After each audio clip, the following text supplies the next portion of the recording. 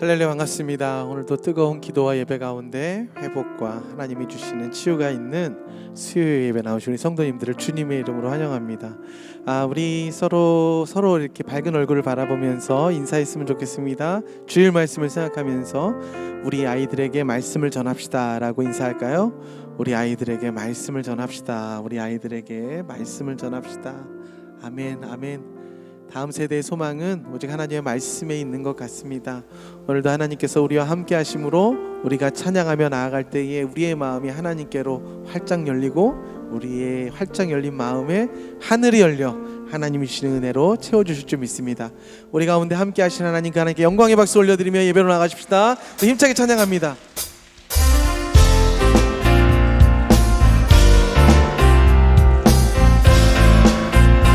자, 찬양할까요? 세상을 넘어 험곡에 가도 빛 가운데로 걸어가면 주께서 항상 지키시기로 약속한 말씀 변치. 우리 하늘의 영광, 하늘의 영광, 하늘의 영광 나의 맘속에 차고도 넘쳐 할렐루야를 힘차게 불러 영원히 주를 찬양하리. 캄캄한 밤에 다닐지라도 주께서 나의 길 되시고 나에게 밝은 빛이 되시니 길 잃어버린 염려리. 하늘의 영광, 하늘의 영광, 하늘의 나의 맘속에 차고도 넘쳐 힘차게 불러 영원히 주를 찬양. 목소리 높여서 광명한 그 빛 마음의 바다 명랑한 천국 바라보고 할렐루야를 힘차게 불러 날마다 빛에 하늘의 영광, 하늘의 영광, 하늘의 영광 나의 맘속에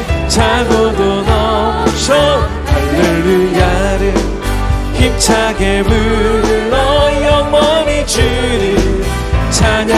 하늘의 영광, 하늘의 영광, 아멘. 하늘의 영광 나의 맘속에 차고도 넘쳐 할렐루야 힘차게 불러 영원히 주를 찬양하리. 오늘도 우리에게 하늘의 밝은 영광을 비춰주신 하나님께 감사와 영광의 박수 올려드립시다.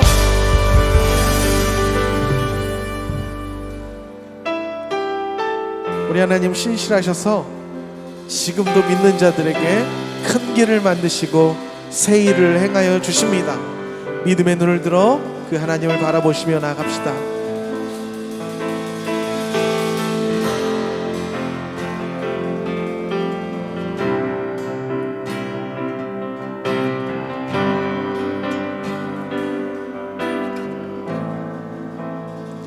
주 여기 운행하시네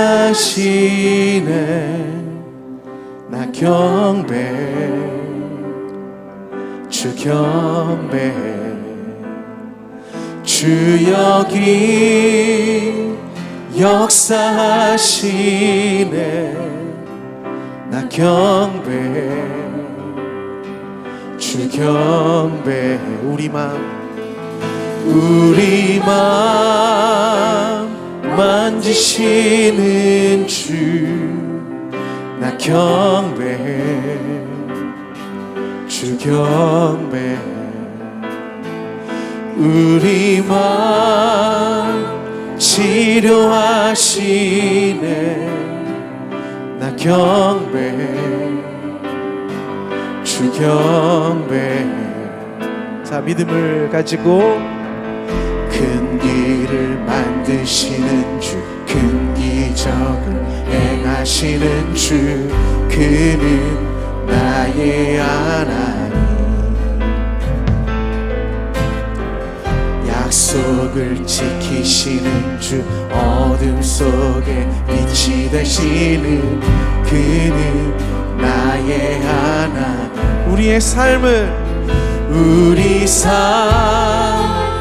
변화시키네. 나 경배해, 주 경배해. 우리 맘 고치시는 주, 나 경배해, 주 경배해. 우리 하나님, 큰 길을 만드시는 주, 큰 기적을 행하시는 주, 그는 나의 하나님. 약속을 지키시는 주, 어둠 속에 빛이 되시는 그는 나의. 우리 하나님, 큰 길을 오늘도 만들고 계십니다. 큰 길을 만드시는 주, 큰 기적을 행하 그분이 바로, 그는 나의 하나님. 약속을 지키시는 주, 어둠 속에 빛이 되시는 그는. 자, 그 하나님이 바로 나의 하나님이십니다. 나의 하나님, 나의 하나님, 나의 하나님, 나의 살아계신 나의 하나님, 나의 하나님, 나의 하나님, 나의 하나님, 나의 하나님, 그 나의 하나님께서 오늘도 큰 길을 만드십니다.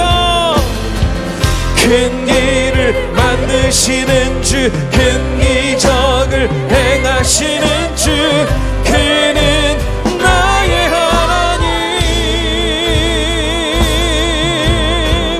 약속을 지키시는 주, 어둠 속에 빛이 되시는 그는 나의. 다시 한번, 큰 길을 만드시는 우리 하나님, 나의 하나님.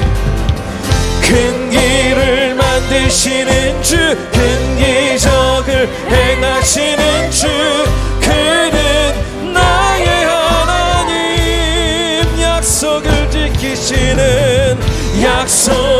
지키시는 주, 어둠 속에 빛이 되시는 그 살아계셔서 역사하시는 나의 하나님을 부르며, 나의 하나님, 나의 하나님, 아멘. 나의 하나님, 나의 하나님, 나의 하나님, 나의 하나님, 나의 하나님, 나의 하나님, 나의 하나님, 나의 하나님, 나의 하나님. 우리 그 하나님을 전심으로 예배합니다. 예배합니다. 주님 찬양합니다. 주님만 날 다스리소서. 예배합니다.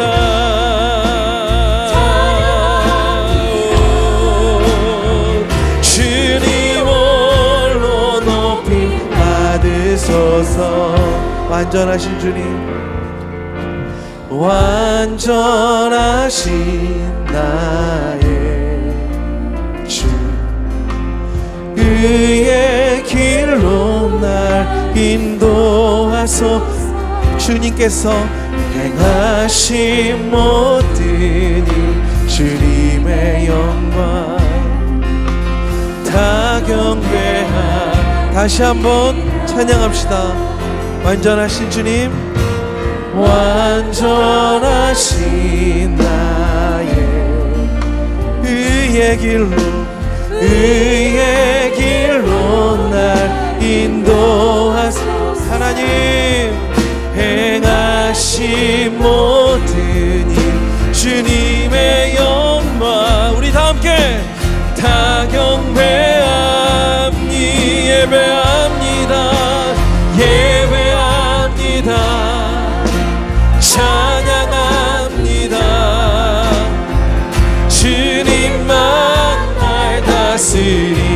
주옵소서. 예배합니다. 찬양합니다. 주님 오늘 이 시간 주님 홀로 자 우리의 몸과 마음을 다하여 주님 예배합니다. 예배합니다. 찬양합니다. 주님만 날 다스리소서. 예배합니다. 주님 찬양합니다. 주님 우리 전심으로 다시 한번 주님 우리의 예배를 받아주시옵소서. 예배합니다.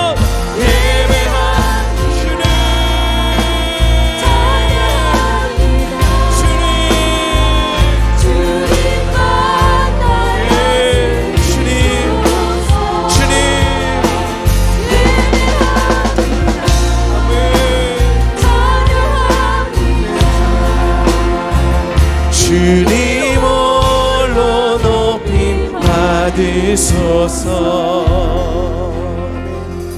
오늘 이 시간 하나님 앞에 우리의 모든 화목제물의 예배를 올려드리며 주님 우리 마음속에 샬롬이 없습니다.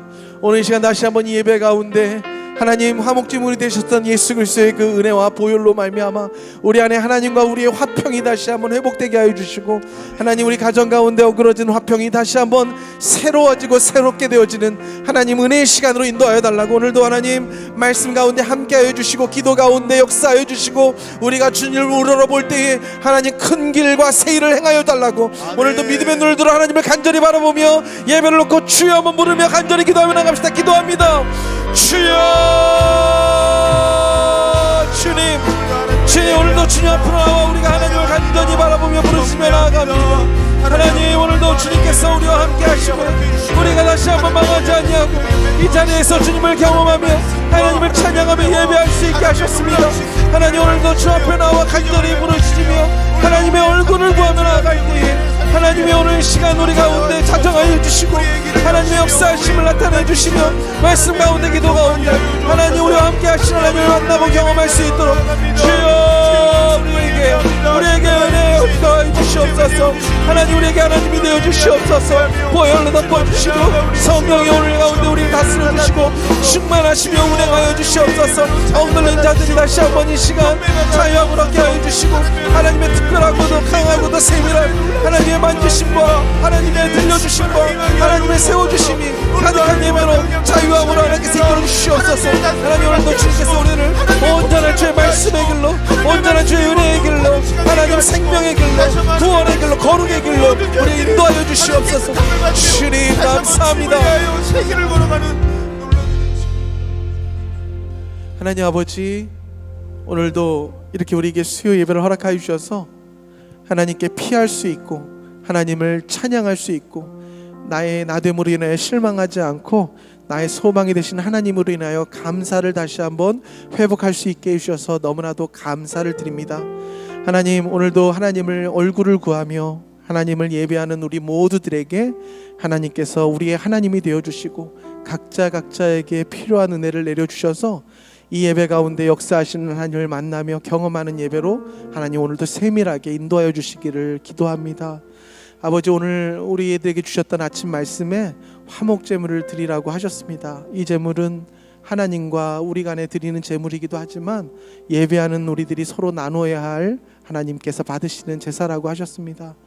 주님 화평이 필요한 샬롬이 필요한 지체들에게 오늘 시간 샬롬이 흘러내려가는 예배로 인도하여 주시옵소서. 하나님 이렇게 화평의 제물을 놓고 또 제사를 놓고 기도하다 보니 며칠 전에 저 텍사스에서 우리 한인 일가족이 총격을 당했다는 소식을 이렇게 듣게 되었습니다. 하나님 세 가족이 그 자리에서 그렇게 하나님께서 부르시고 어린 6살 아들 하나 남았다고 하는데 오늘 우리가 드리는 이 화평의 제사를 그곳으로 또한 흘려보내 주셔서 멀리 있고 우리와 상관이 없는 것 같지만 하지만 우리의 기도가 필요한 자들이기에 주님 그 살아남은 어린 생명에게 하나님의 샬롬을 부어 주시옵소서. 하나님 오늘 우리의 예배가 이렇게 누군가에게 필요한 샬롬이 흘러들어가는 예배가 되길 원합니다. 주님 이 베델교회 또한 하나님께서 샬롬으로 샬롬의 복음을 전파하라고 세우신 우리 베델교회를 이 마지막 때에 이렇게 사용하여 주시니 감사를 드립니다. 이 복음을 더욱더 힘써 지키며 복음이 왕성하기 위하여서 우리 날마다 샬롬과 화평을 일구는 주의 예배자들이 되게 하여 주시고, 그것이 우리의 어떠함이 아니라 날마다 주시는 말씀 가운데 말씀으로 날마다 이 교회의 화평과 하나님 교회됨을 지켜나가는 거룩한 주님의 백성들이 되게 하여 주시옵소서. 이 일을 위하여 앞서 세우신 사랑하는 담임 목사님을 위하여 기도드립니다. 잠시 한국에서 스터디 리브를 갖고 계시는데 하나님 그 온전한 소명을 또 주셔서 그 소명을 이루시기 위해 애쓰고 계시오니 주님 필요한 모든 것들을 잘 공급하여 주시고, 그의 하시는 모든 사역을 통하여 하나님께서 얻고자 하셨던 놀라운 복음의 능력과 구원받는 자들의 수를 더하는 주님의 더욱더 크게 쓰시는 종으로 주님께서 삼아주시길 기도합니다. 아버지 하나님, 더욱이 이번에 한국에 계시는 동안 신간이 발간되었는데 이 문서 사역 또한 하나님께서 기름 부어주셔서 이 책으로 또 하나님의 크고 비밀한 십계명의 진리가 많은 자들에게 흘러내려가게 하여 주시옵소서.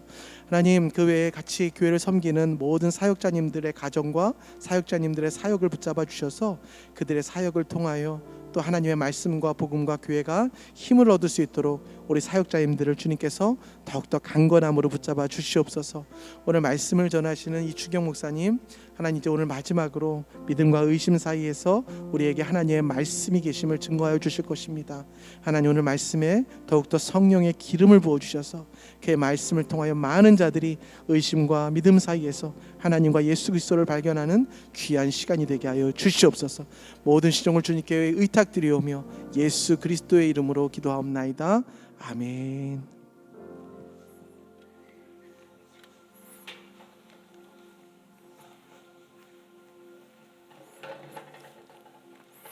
할렐루야. 우리 옆 사람에게 그렇게 좀 축복했으면 좋겠어요. 오늘이 마지막인 것처럼 화목 제물을 드립시다. 우리 축복하겠습니다. 오늘이 마지막인 것처럼 화목 제물을 드립시다. 네. 예배 은혜가 있었으면 좋겠습니다. 광고 몇 가지 드리면요, 이번 돌아오는 주일은 이제 어버이 주일입니다. 그래서 또 우리 부모 되신 우리 어른들을 또 감사하는 그런 주일이었으면 좋겠고, 담임 목사님 새로운 신간책 인생의 블루프린트 10계명이 또 주중에는 우리 사무실에서 또 판매되고 있고요, 주일날은 우리 카페에서 또 구입하실 수 있습니다. 많이 구입하시고 은혜 받으셨으면 좋겠고, 오늘 저희 시리즈는 마지막 날이지만 또 다음 주부터는 우리 박성건 목사님께서 말씀을 이제 전해 주실 것인데 큰 은혜 받는 우리 모두가 되었으면 좋겠습니다. 오늘 우리에게 주시는 말씀 함께 보도록 하겠습니다. 오늘 우리에게 주시는 말씀은 신약 성경 마가복음 11장 12절에서 26절까지 보도록 하겠습니다. 마가복음 11장 12절에서 26절까지의 말씀을 함께 교독해서 읽는데, 26절은 없으니까요 25절까지 우리 한 절씩 교독하여 읽도록 하겠습니다. 이튿날 그들이 베다니에서 나왔을 때 예수께서 시장하신지라 멀리서 잎사귀 있는 한 무화과 나무를 보시고 혹 그 나무에 무엇이 있을까 하여 가셨더니 가서 보신즉 잎사귀 외에 아무것도 없더라. 이는 무화과의 때가 아님이라. 예수께서 나무에게 말씀하여 이르시되 이제부터 영원토록 사람이 내게서 열매를 따먹지 못하리라 하시니 제자들이 이를 듣더라.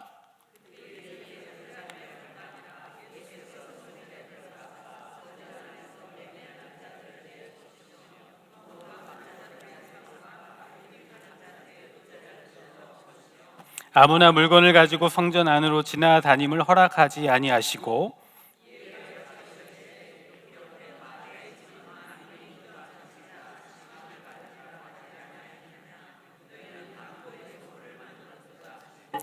대제사장들과 서기관들이 듣고 예수를 어떻게 죽일까 하고 꾀하니 이는 무리가 다 그의 교훈을 놀랍게 여김으로 그를 두려워하밀러라. 그들이 아침에 지나갈 때 무화과 나무가 뿌리째 마른 것을 보고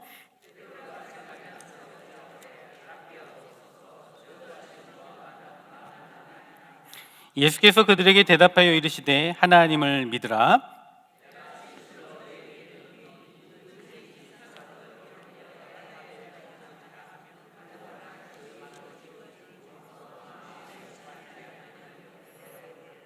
그러므로 내가 너에게 말하노니 무엇이든지 기도하고 구하는 것은 받은 줄로 믿으라. 그리하면 너희에게 그대로 되리라.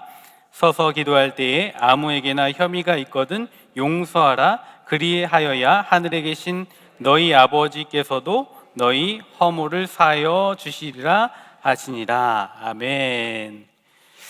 오늘 산을 뽑는 믿음이라는 제목으로 말씀을 좀 나누도록 하겠습니다. 그 리 스트로벨이라는 기독교 변증 작가가 계시는데요. 이분이 이제 예수는 역사다, 부활의 증거라는 등 여러 가지 이제 베스트셀러를 많이 쓰신 분이십니다. 이 변증 작가인데 기독교를 이성적으로 그리고 합리적으로 그리고 논리적으로 설명하는 그런 일을 하는 사람입니다. 그래서 성경에 대해서 많은 이해, 하나님에 대한 이해가 이제 깊으신 그런 분이죠. 그런데 자기가 신앙인으로 살아가면서 그럼에도 불구하고 의문이 드는 부분이 하나 있는데 그게 뭐냐면 이분의 아내가 섬유 근육통이라는 불치병을 앓고 있다라고 해요.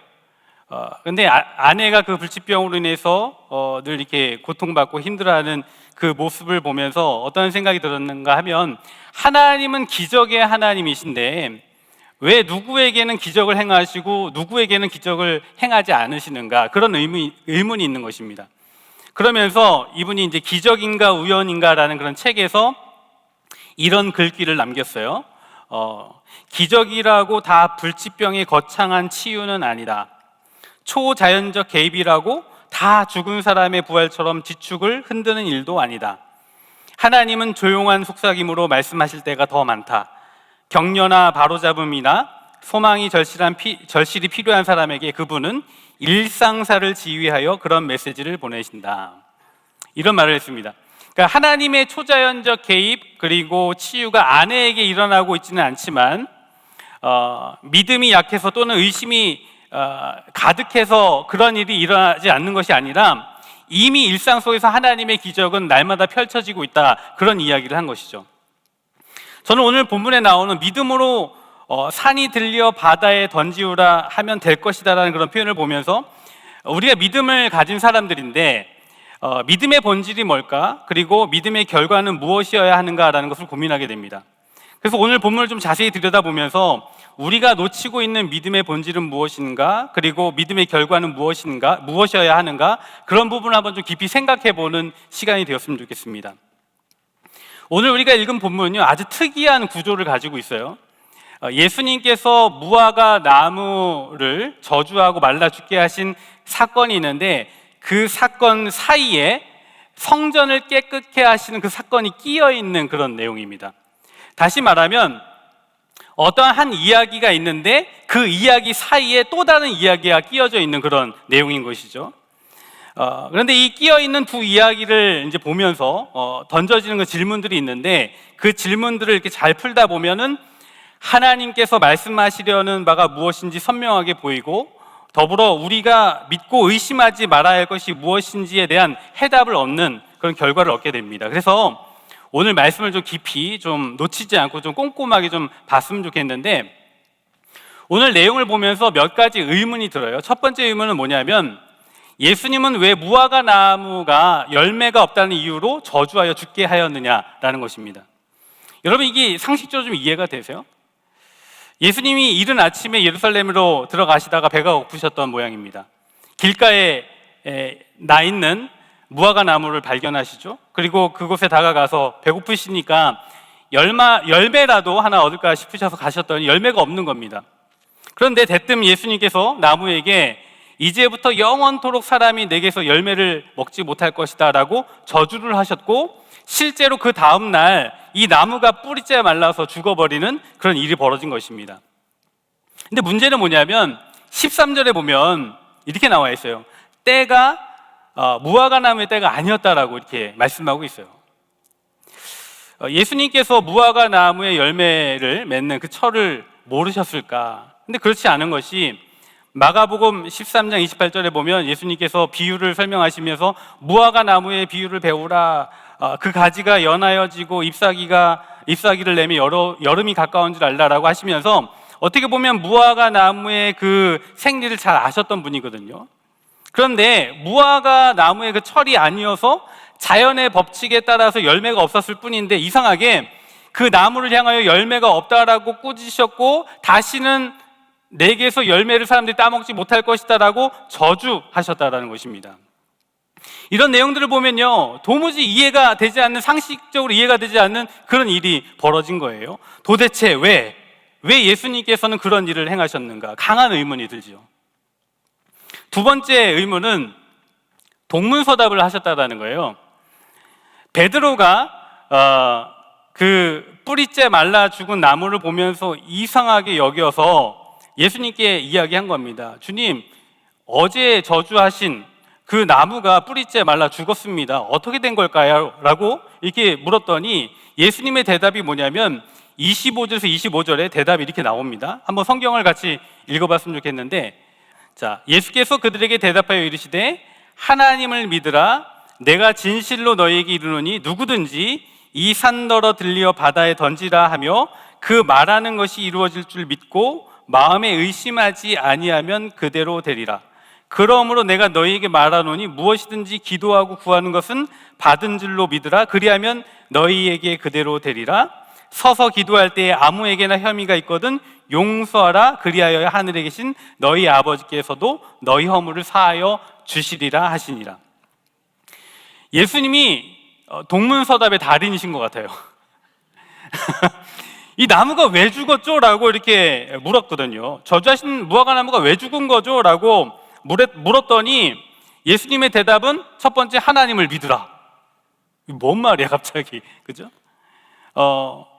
저주하신 무화과 나무가 죽었습니다. 왜 그럴까요? 라고 그랬더니 내가 진실로 너에게 이르노니 이 산더러 들려 바다에 던지라 하면 그 말하는 것이 이루어진 줄 믿고 마음에 의심하지 아니하면 그대로 될 거다.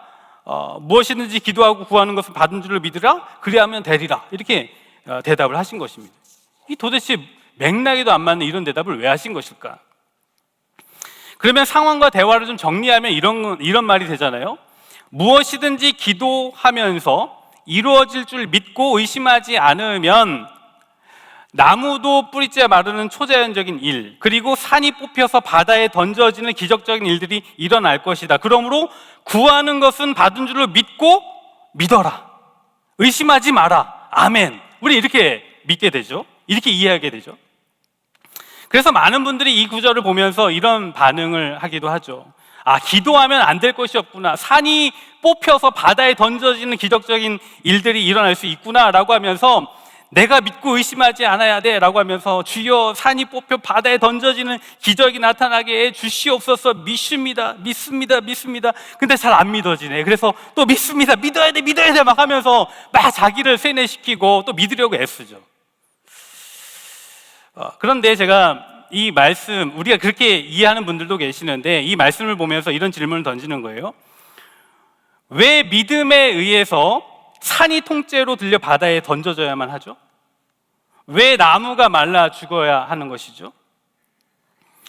왜 그런 기적이 나타나야만 하는 것입니까? 그러면 어떤 성도님들은 목사님은 그럼 하나님의 기적을 믿지 않으십니까? 라고 물으실지 모르겠지만 아니요, 저 하나님의 그 기적을 분명히 믿습니다. 우리는요, 하나님의 그 기적이 하나님이신 것을 분명히 믿어요. 하나님은 능력을 베푸셔서 죽은 자를 살리십니다. 아멘이십니까? 그리고 홍해를 가르십니다. 죽은 자를 살리시고 병든 자를 고치십니다. 우리는 분명히 기적의 하나님이심을 우리는 믿고 있어요. 그리고 우리 삶 가운데 많은 기적들의 역사들이 나타나요. 얼마 전에 저희 교회에 한 목장에서 그런 일이 있었다라고 해요. 한 가정에 이제 어렵게 아기가 생겼는데 안타깝게도 아기가 이제 유산이 됐어요. 그래서 엄마 뱃속에서 죽은 거죠. 그래서 이제 유산 수술을 해야 한다고 했고 그 소식을 들은 우리 셀 가족들이 너무나 이렇게 슬퍼하고 가슴 아파했습니다. 그래서 그 슬픔 당한 가정을 위해서 셀 가족들이 한 마음과 한 뜻으로 기도를 했는데요.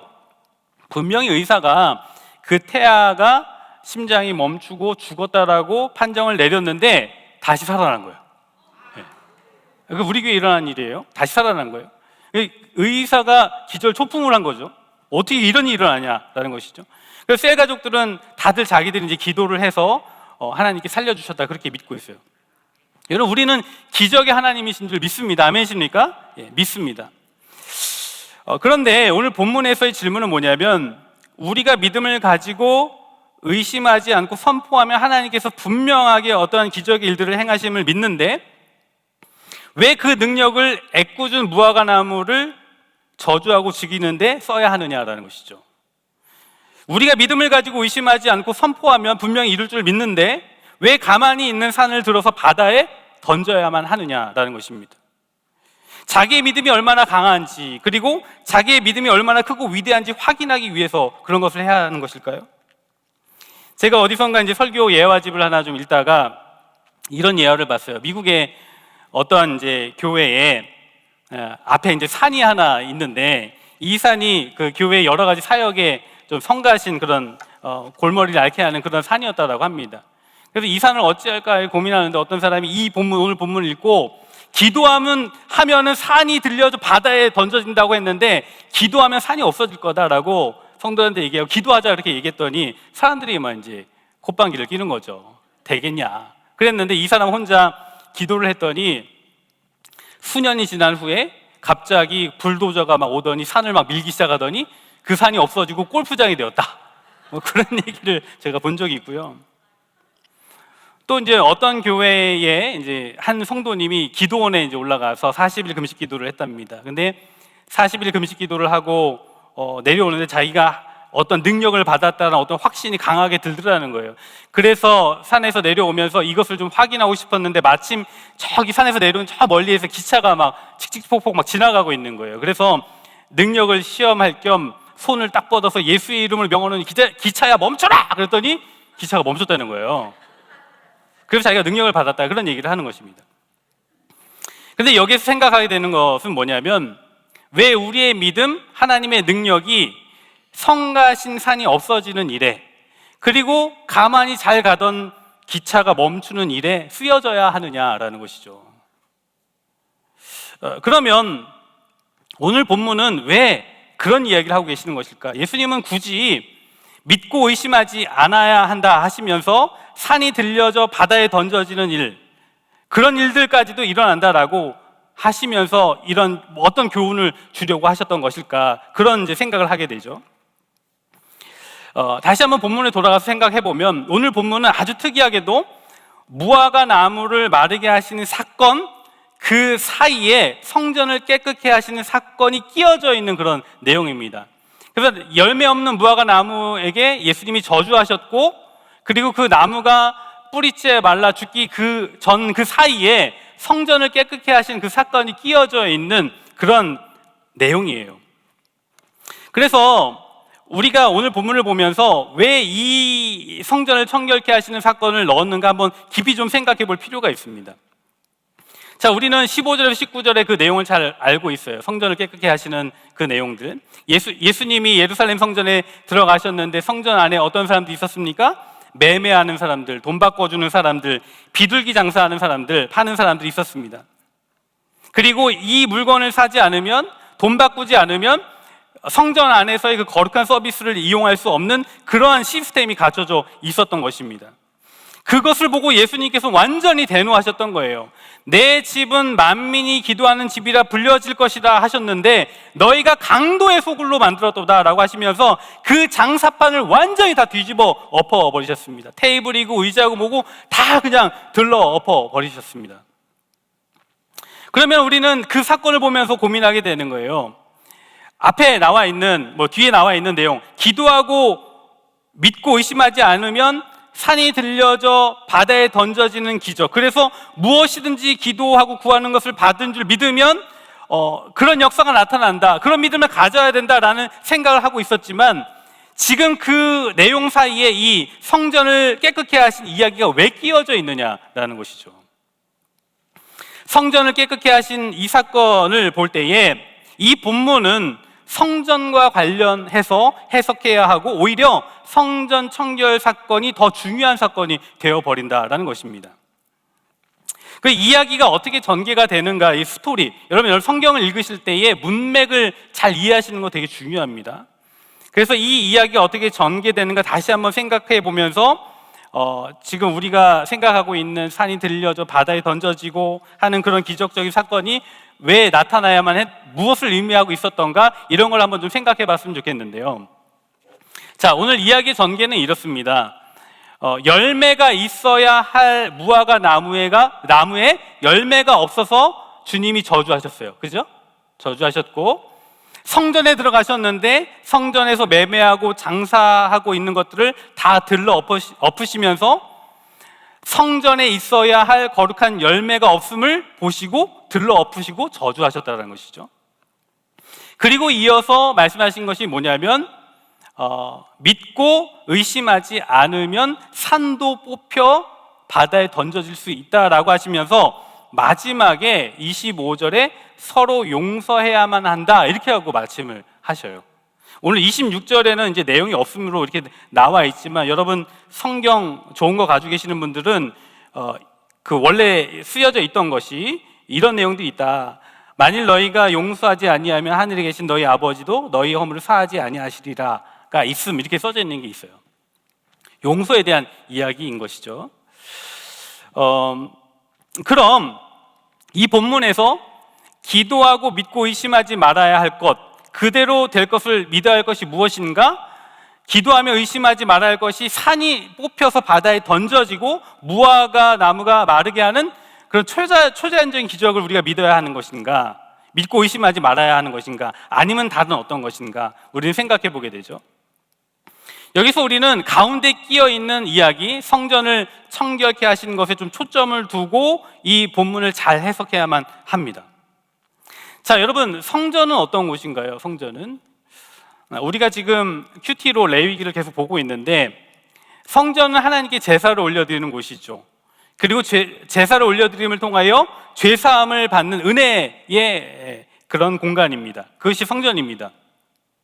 그래서 제물을 드릴 때도 정성을 다해서 거룩한 것들을 구별하여 하나님 앞에 드려야 하는 것이 옳은 것이죠. 그런데 오늘 본문에 예수님께서 성전에 들어가셔서 대노하시면서 장사판을 다 뒤집어 엎고 노끈으로 채찍을 만들어서 거기 있는 모든 것들 다 둘러 엎으시면서 분노하여 소리치셨던 것, 내 집은 만민이 기도하는 집이라 칭함을 받으리라 하였거든 너희가 강도의 소굴을 만들었도다 라고 하시면서 분노하신 이유가 무엇인가? 성전이 가지고 있어야 할 기능, 뭡니까? 성전이 가지고 있어야 할 기능은 하나님께 기도하는 것이고, 그리고 거룩한 그 성전은 죄사함의 그 제사를 통하여 어떤 회복과 하나님의 은혜의 열매를 맺는 곳이어야 하는데, 그것이 상실된 상태로 놓여져 있다는 것이죠. 성전은 거룩한 곳이어야만 합니다. 그래서 종교 지도자들, 제사장들과 바리새인들과 서기관들은 그 성전의 거룩함을 유지해야만 하는 그런 존재들인데, 서로 야합해서 성전의 수입 구조를 만들어 놓고 대놓고 장사를 하는 그런 모습들을 보면서 열매가 있어야 할 나무가 잎만 무성했던 것을 이렇게 무화과 나무를 통하여 빗대어 말하시면서 성전이 겉만 화려하고 강도의 소굴이 되었던 것을 지적하시면서 분노하셨던 것이죠. 종교 지도자들이 이런 시스템을 만들어 놓은 것을 보면서 하나님을 팔아 장사하는 것, 하나님을 팔아 자기 유익을 구하는 것, 이것을 보면서 주님은 분노하셨던 것입니다. 여러분, 우리가 이 시대에 우리가 살고 있는 삶의 자리에서 이렇게 성전을 한번 좀 생각해 볼 필요가 있어요.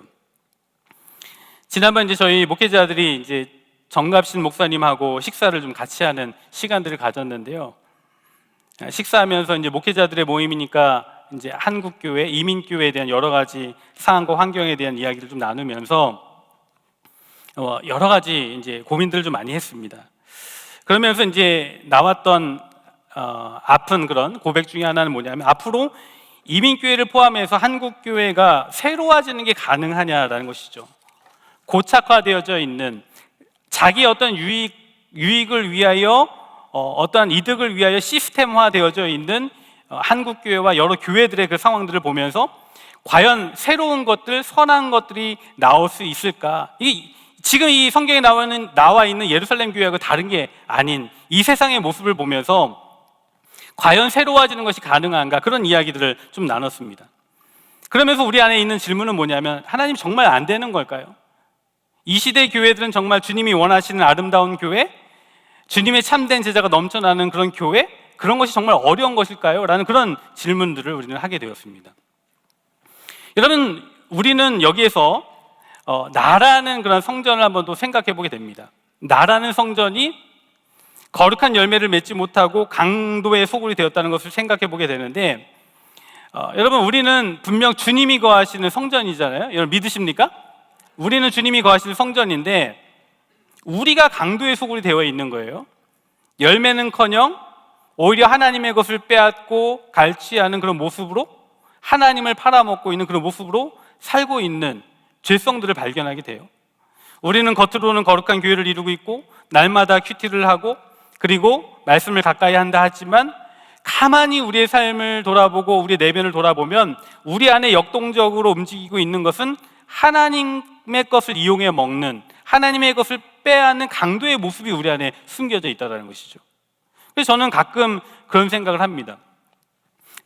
목사인 나는 예수님을 팔아 영혼을 사는 자인가, 아니면 예수님을 팔아 먹고 사는 자인가, 그런 질문을 던져요.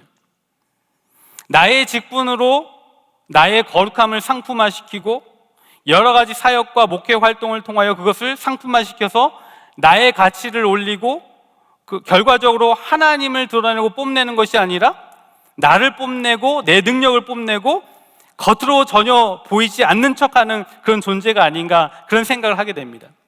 여러분, 우리는 아무리 아니라고 하여도 우리 안에는 뼛속까지 주님을 이용해 먹는 그런 죄성들이 숨겨져 있습니다. 이 시대의 교회들은 아무리 아니라고 하여도 하나님을 드러내기보다는 사람을 드러내고 하나님의 영광을 가로채는 일들이 허다하게 일어나고 있다는 것입니다. 이 거룩한 성전이 강도의 소굴이 되었다라고 주님이 분노하시는 것들을 생각해 보게 되는 것이죠. 가만히 생각을 해보면 거룩한 성전이 강도의 소굴이 되었다는 이 일은 외부에서 일어나는 한국교회, 이민교회, 세계교회 이런 데서만 일어나는 것이 아니라 한편으로는 이제 자기 내면을 좀 들여다보면 나라는 성전에서 일어나고 있는 그런 사악한 일들이라는 것을 발견하게 돼요. 자, 25절을 보시면 우리가 얼마나 사악한 존재이고 강도의 소굴을 만들고 있는지 말씀하고 있는데 25절 이렇게 말씀하고 있죠. 서서 기도할 때에 아무에게나 혐의가 있거든 용서하라. 그리하여야 하늘에 계신 너희 아버지께서도 너희 허물을 사하여 주시리라. 용서받은 자가 용서하지 못하는 하나님의 은혜를 빼앗은 강도 같은 존재가 바로 나라는 거예요. 우리라는 거예요. 용서라는 문제를 놓고 보면 정말 우리 마음은 강도의 소굴이라는 것을 부인할 수가 없습니다. 왜 주님이 여기서 용서라는 이야기를 굳이 넣으셨는가 한번 생각해 보면 그 용서라는 문제를 놓고 보면 우리 마음이 강도의 소굴이라는 것을 발견하게 되는 것이죠. 하나님께서 값없이 우리를 구속하셨고 예수 그리스도의 보혈로 죗값을 치르셨고 억만 죄악을 탕감해 주신 그 은혜가 있는데 그 은혜를 기억하지 못하고 용서하지 못하는 우리의 마음, 하나님의 은혜와 자비를 빼앗은 강도가 바로 우리가 아니겠습니까? 여러분, 이 문제가 해결되지 않기 때문에 주님은 기도해야 한다라고 했고 더 큰 믿음으로 믿고 주님 앞에 나아가야 한다라고 말씀하고 계시는 거예요. 제가 이제 목회 연수가 이제 쌓이면서 점점 이제 드는 생각, 저를 좀 깊이 이제 생각을 해보면서 드는 생각이 점점 이제 순수함을 좀 잃어간다라는 생각들을 많이 받습니다. 느낌을 받습니다. 제가 원래는 이제 눈망울이 맑은 그런 순수한 그런 청년이었는데 이제 세월이 지나면서 나이가 들면서 점점 그 순수함을 잃어가지 않는가라는 그런 생각을 해요. 목회 현장에서 왜 순수함을 점점 잃어가는가라는 생각을 해보니까 받는 여러 가지 상처로 인해서 상처받지 않기 위한 어떤 방어 기제들이 아주 강하게 작동을 하면서 점점 순수함을 좀 잃어가는 거예요. 거울을 이렇게 보면서 머리에 이제 새치가 점점 늘어나는 것을 이제 보면서 이게 순수한 그 검정 머리칼이 이제 사라지는 것을 이제 보면서 내 영혼에도 새치들이 많이 자라고 있구나라는 그런 생각을 하게 됩니다. 나이가 들면서 오히려 점점점 강도의 소굴로 변해가는 그런 느낌들을 받게 되는데, 그런 저를 보면서 그런 질문을 던지는 거예요. 하나님, 정말 안 되는 걸까요? 주님이 원하시는 그 내 마음이 성전이 되는 그 거룩함의 그 회복, 정말 안 되는 겁니까? 나에게 해를 끼쳤던 그 사람 하나 용서하지 못하는 나 자신을 들여다보면서 정말 나는 거룩한 성전이 될 수 없는 존재입니까? 라는 그런 질문을 던지게 되는 것이죠. 그런데 오늘 본문은 이렇게 강하게 말씀하고 있는 거예요.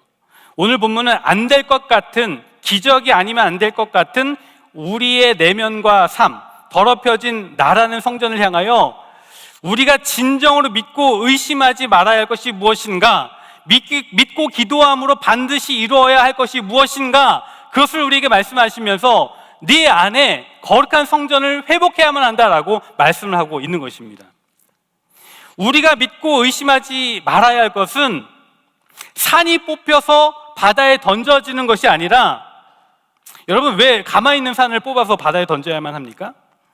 우리가 굳이 하나님의 능력으로 말미암아 뽑아야 할 것은 무엇인가? 용서하지 못하는, 완전히 더럽혀진 내 안에 있는 죄악들을 다 뽑아 버려야 한다라는 것입니다. 오히려 산을 뽑아 바다에 던지는 게 쉬울지 모르겠습니다. 간척 사업도 하잖아요. 불도저로 산을 밀고 바다도 메우잖아요. 그러나 우리 안에 정말 어려운 것은 뭐냐면 내가 성전이 되는 것, 거룩한 성전이 되는 것, 내 안에 죄가 뽑히는 것, 다른 사람을 용납하고 용서하는 것, 그것조차도 제대로 되지 않는 연약한 존재라는 것입니다. 이것이 되기 위해서는 이것이 반드시 될 수 있다. 하나님의 기적으로 말미암아 우리는 분명히 변할 수 있는 믿음을 가져야 한다라고 성경은 말씀하고 있는 것입니다. 그래서 25절에 기도할 때 용서하라? 너희가 기도할 때마다 용서해야 된다라고 말씀하고 있는데, 여러분, 우리가 사람과의 관계에 있어서 그 용서하면 되잖아요. 기도가 굳이 필요합니까? 그런데 주님께서는 서서 기도할 때에 아무에게나 혐의가 있거든 용서하라라고 하신 이유가 무엇인가? 여러분, 이 용서라는 것은 하나님의 기적이 나타나야지만 되는 것이다 말씀하고 있는 거예요. 우리의 마음이 그만큼 완악하기 때문에 하나님이 도와주시고 기적을 행하지 아니하시면 용서하지 못한다라고 말씀하고 있는 거예요. 여러분, 다른 사람을 미워하고 용서하지 못하는 마음, 이게 그 마음대로 컨트롤이 되던가요? 주님이 원수를 사랑하라고 하셨으니까 성도님 용서하셔야만 합니다라고 누가 이야기한다라면 그 말 자체로 컨트롤이 되십니까? 미운 사람이, 우리는 얼마나 완악한지, 미운 사람이 나를 찾아와 무릎을 꿇고 빌어도 용서할 수 없는 게 우리예요. 용서가 되지 않는 게 우리예요. 저도 돌아보면 용납이 안 되는 그런 사람들이 있어요. 제 인생에 아직도 마음의 상처로 남아서, 심지어 제가 이제 양심적으로 생각해 보면 심지어 그 사람이 내게 찾아와서 미안하다라고 해도 용서할 수 있을까? 용납할 수 있을까? 그러고 싶지 않은 마음이 더 커요. 그냥 이렇게 지내는 게 훨씬 더 편하지 않아? 그런 생각이 들어요. 그래서 주님은 말씀하고 있는 것입니다. 이게 산이 뽑혀서 바다에 던지는 것만큼 어려운 그런 부분인데, 그래서 너희에게 믿음이 필요하다. 기도하고 믿고 의심하지 않는 것이 필요하다라고 말씀하고 있는 거예요. 이런 전 세계가 왜 서로 용납하지 못해서 서로 극단으로 치닫고 있습니까? 왜 전쟁이 일어납니까? 서로 못 죽여서 안달입니까? 왜 좌우가 이렇게 나뉘어져 있죠? 바로 이 문제거든요. 이게 해결이 안 돼요. 여러분, 좌우로 나눠져 있는 문제, 그리고 나라와 나라와의 그 분쟁의 문제, 민족과 민족의 그 분쟁의 문제, 사람이 풀 수 있습니까? 아무리 탁월한 중재자가 나타나도 쉽게 풀리지 않는 문제거든요. 이거는 산이 뽑혀서 바다에 던지는 문제보다 더 어려운 문제일 수 있는 것입니다. 심지어는 세상은 그렇다 치지만 교회 안에서도 그런 일이 일어나거든요. 교회 안에서조차도 올드 앤 뉴로 나눠서 비난하고 비판하고 싸우고, 목사와 장로들이 팔을 나누고 싸우고 교회가 깨어집니다. 여러분, 우리는 한국교회와 이민교회 수두룩하게 이런 사례들을 많이 보지 않았습니까? 왜 교회 안에서 그런 일들이 일어나나요? 여러분, 이거 해결할 수 있겠습니까? 아무리 탁월한 중재자가 나타난다 할지라도 이 해결이 안 되는 것이 바로 인간의 죄성이라는 것입니다. 그래서 기적이 필요하다는 것입니다. 산이 들려서 바다에 던져지는 그런 기적이 나타나야만 한다는 것입니다. 그래서 주님은 말씀하시는 것이에요. 산을 뽑아 바다에 던지는 기적보다 더 어려운 것이 너희 안에 거룩한 성전이 회복되는 것이고 너희 안에 용서가 회복되는 것인데, 기도하고 믿고 의심하지 않으면 반드시 하나님께서 이루어 주신다라고 말씀하고 있는 것입니다. 저도 마음속에 수없이 의심이 들어요. 이게 정말 가능할까? 여러분, 사람은 변할까요? 사람이 변한다고 생각하세요? 살면 살수록 드는 생각 중에 하나는 사람은 안 변한다. 절대 안 변한다. 지금 고개 끄덕이시는 분들 너무나 많으신데요. 그런 생각 들잖아요. 한국 사회가 변할까요? 한국 교회가 변할까요? 그런 의심들이 많이 들지만 주님은 말씀하고 있어요. 믿고 의심하지 않으면 반드시 이루리라. 아멘이십니까? 우리의 믿음이 어떻게 작동해야만 하는가, 어떤 방향으로 가야 하는가라고 말씀을 하고 있는 거예요. 중요한 것은 뭐냐면 예수님께서 성전에 들어가셔서 그 모든 더러운 것들 다 들러 엎으셨잖아요. 예수님이 우리 안에 들어오시면 우리가 거룩한 성전이 될 줄 믿습니다. 예수님이 우리 안에 들어오시면 인생이 뽑혀지고, 그리고 산이 뽑혀 바다에 던져지는 놀라운 기적을 행하시는데, 너희가 하는 것이 아니라 바로 우리 주님이 하신다는 것입니다. 아멘이십니까? 그래서 우리가 믿어야 할 것은 무엇인가? 바로 주님이 그 일들을 행하신다는 믿음이에요. 에베소서 4장 13절에 보면 우리가 다 하나님의 아들을 믿는 것과 아는 일이 하나가 되어 온전한 사람을 이루어 그리스도의 장성한 분량이 충만한 데까지 이르리니. 여러분, 우리의 믿음은 산을 뽑는 것을 향하여 가는 것이 아니라, 우리의 믿음은 예수님이 나라는 성전에 들어오실 때 우리가 예수님을 닮게 되고, 그리고 우리의 일상 속에서 우리가 반드시 성전이 되는 것, 그리고 일상 속에서 용서의 기적이 나타나는 것, 그것을 믿고 의심하지 않고 기도하는 것, 이것이 중요하다라고 오늘 말씀하고 있는 것입니다. 여러분, 우리의 이 땅 가운데 믿음의 사람으로 살아갈 때에, 주님이 우리 가운데 들어오실 때에 우리가 온전히 성전이 되는 것을 믿는, 그리고 우리 안에 서로 용서하고 용납하는 기적의 역사가 나타나는 것을 믿는 저와 여러분들이 되기를 주님의 이름으로 축복합니다. 그러므로 기적은요, 어떠한 순간에도 일어나지만, 분명히 산을 뽑아 바다에 던지는 그런 사건도 우리에게 행하시지만, 중요한 것은 뭐냐면 우리 일상에서 우리가 성전이 되는, 그리고 우리가 용서하는 일들을 통하여 기적의 역사가 나타난다는 사실을 믿고 나아가는 저와 여러분들 되기를 간절히 소망합니다. 이제 우리 함께 찬양하면서도 나아갔으면 좋겠는데요, 우리가 예수님을 닮는 사람들이 되었으면 좋겠습니다. 주님이 나라는 성전에 들어오실 때 우리가 예수님을 닮고 내가 성전이 되는, 용서하는, 용납하는, 하나가 되는, 연합하는 그런 일들이 벌어지게 되는 것인데요, 내가 예수님을 닮기를 원합니다. 그런 마음을 가지고 시간 우리 함께 찬양하며 나가도록 하겠습니다. 내 삶의 소망, 내 삶의 소망, 내가 바라는 한 분, 예수 닮기를, 예수 닮기를 내가 원하네. 한없는 사랑, 풍성한 긍휼, 풍성한 긍휼, 예수 닮기를, 예수 닮기를 내가 원하네. 예수 닮기를, 예수 닮기를, 예수 보기를, 예수만 높이길 내가 원하네. 내 평생 소원, 예수 닮기를, 예수만 닮기를 내가 원하네.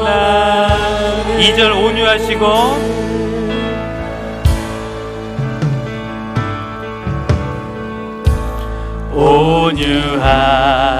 온유하시고 겸손하신 성품 예수 닮기를 내가 원하네 자비하시고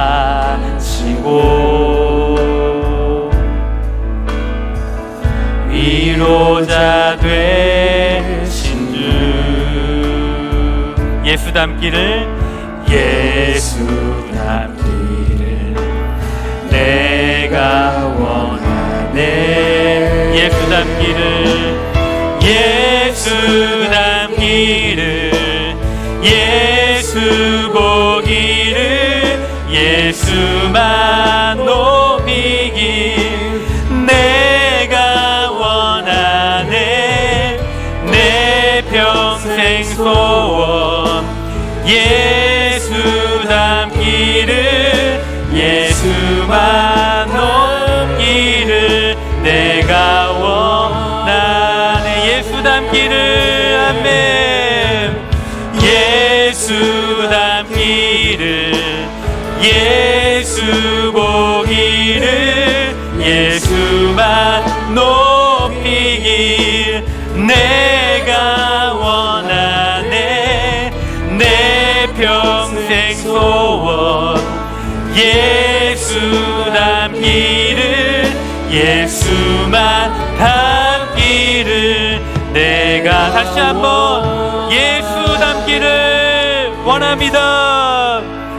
예수 닮기를 예수 보기를 예수만 높이길 내가 원하네 내 평생 소원 예수 닮기를 예수만 닮기를 내가 원하네 이 시간 우리 함께 기도하며 나아가기를 원합니다. 여러분 우리의 믿음이 산을 뽑아 바다에 던지는 데 있지 않고 내가 뽑히고 나라는 성전이 들려져 새로워지는 데 있음을 기억하고 이 시간 주님 앞에 기도했으면 좋겠습니다. 하나님 주의 성령으로 나를 덮어주셔서 내가 뽑혀지고 내가 거룩한 성전이 되어지는 놀라운 역사가 있기를 소망하오니 나에게 성령 충만함을 허락하여 주옵소서. 이 시간 우리 주여 한번 물고 간절하게 기도하시겠습니다. 주여 하나님 우리 믿음이 어디에 있어야만 합니까? 하나님 우리는 믿습니다. 나라는 죄인이 반드시 변화되어 거룩한 성전이 되어지고 거룩한 성전이 되어 변화될 줄 믿습니다. 하나님 이 시간 기도합니다. 우리의 믿음이 산을 뽑아 바다에 던지는 데 있지 않고 나를 뽑아 거룩하게 새롭게 변화되는 데 있음을 기억하며 믿고 의지하며 나아가기를 간절히 소망합니다. 주여 아버지 이 시간 기도하며 나아가오니 우리에게 성령의 은혜를 베풀어 주셔서 우리의 마음에 있는 모든 죄악과 더러움을 제거하여 주시고 모든 것을 다 늘러버 주시고 하나님 우리를 새롭게 하여 주시기를 간절히 소망합니다. 날마다의 그 은혜 속에서 주님과 함께 걷고 동행하는 그런 삶 가운데서 하나님 내가 변화되고 아버지 내가 거룩한 성전이 되어 주님 앞에 나아간 나의 인생이 되기를 원하오니 주여 축복하시고 은혜를 내려주시기를 소망합니다. 우리 삶 가운데 이루어지는 기적은 다른 것에 있는 것이 아니라 날마다 주님을 닮아가는 삶이 기적의 역사인 줄 믿습니다. 우리의 내면과 우리의 성품과 우리의 말투와 우리의 태도와 우리의 발걸음의 그 모든 것이 주 예수님을 닮아가는 그런 역사가 있기를 소망합니다. 우리가 다 하나님의 아들을 믿는 것과 아는 일에 하나가 되어서 온전한 사람을 이루고 아버지 그리스도의 장성한 분량에 이르는 놀라운 역사가 있기를 소망하오니 하나님 우리를 새롭게 하여 주시고 우리를 바꾸어 주시기를 소망합니다. 이 시간 기도하오니 신이 임하여 주셔서 기적의 역사 내가 바뀌어지고 내 마음이 변하여지는 새로워지는 거룩한 성전이 되는 놀라운 기적의 역사가 일어날 수 있도록, 펼쳐질 수 있도록 붙잡아 주시고 인도하여 주옵소서. 하나님 아버지, 붙잡아 주시고 인도하여 주시기 원합니다. 내가 변화된 귀한 역사가 있을 줄 믿습니다. 다시 한번 우리 기도할 때에 주님께서 오늘 이 이야기 속에 맨 마지막에 기도할 때 서로 용서하라 라고 말씀하셨습니다. 기도하면서도 용서하지 못하는 죄인임을 우리가 고백하면서 하나님 용서의 기적이 필요함을 압니다.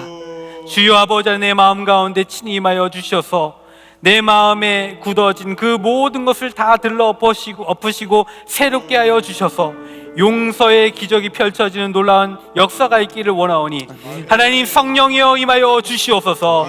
우리를 새롭게 하여 주시옵소서. 우리를 바꾸어 주시옵소서. 이 시간 우리 주여 한번 부르짖고 간절한 마음을 기도하시겠습니다. 주여, 하나님 기적의 역사, 우리 삶 가운데 그 용서의 마음이 생겨나는, 아버지의 용서의 행위가 있는 기적의 역사가 펼쳐지기를 간절히 소망합니다.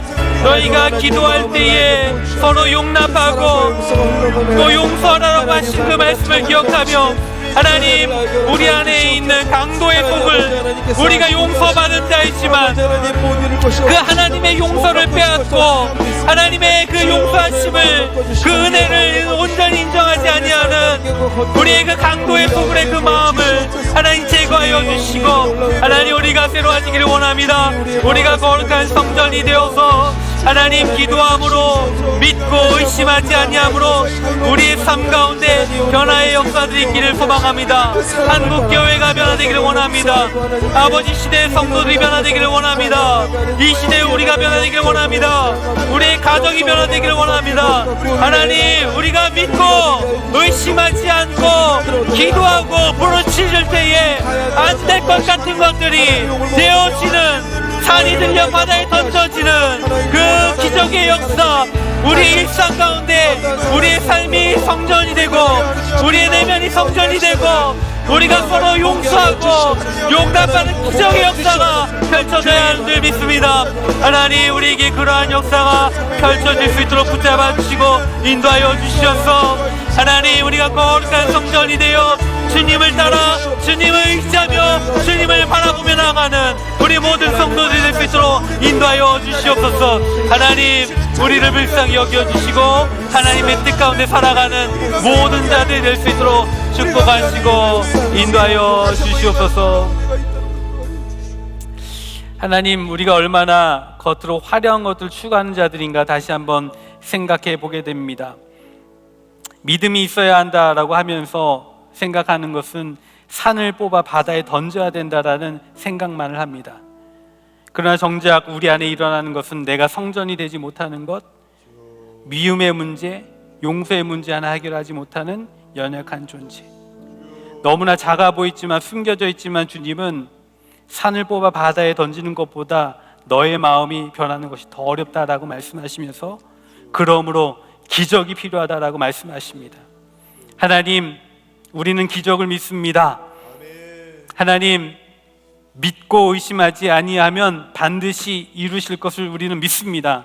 주님이 우리의 마음의 성전에 들어오시면 강도의 소굴로 변화된 그 마음이 모두 들러 엎어지고 변화될 줄 믿습니다.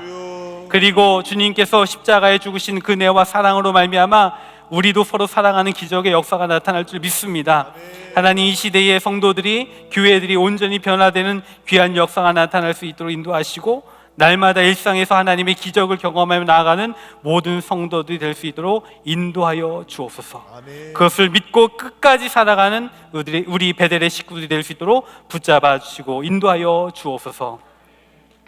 이제는 우리 주 예수 그리스도의 은혜와 하나님의 높고도 무한하신 사랑하심과 성령님의 감화감도 인도 충만하심이 우리의 믿음은 산을 뽑는 데 있는 것이 아니라 내가 온전히 성전이 되고 또 서로 용납하고 용서함으로 말미암아 거룩함으로 변화되어야 한다는 것을 믿고 오늘도 그것을 믿고 나아가기를 원하는 모든 성도들 머리 위에, 또한 주님 오시는 그날까지 그 믿음을 가지고 살아가기를 원하는 모든 베델의 식구들 위해 이제로부터 영원토록 함께 있을지어다.